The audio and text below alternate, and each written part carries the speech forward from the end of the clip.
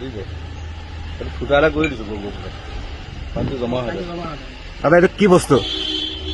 এইটো আমি যে পচলা খাওঁ, এইটো পচলাৰ অল্টাৰনেট মানে এটা বুদ্ধি।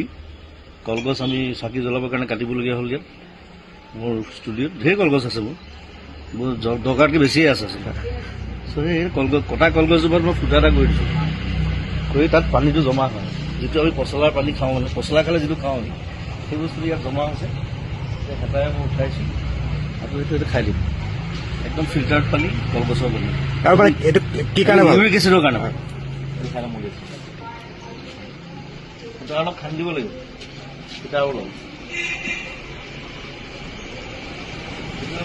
উঠি এইটো খালে ভাল, কলগছৰ পানী। পচলা খালেও ভাল, পচলাটো খালি বনাব লাগে, নহ'লে খাবলৈ বেয়া। আৰু নহ'লে পচলাৰ পৰা যিটো ৰস, সেইটো মিক্সিত উলিয়াই পেলাই সেইটো খাব পাৰিছোঁ।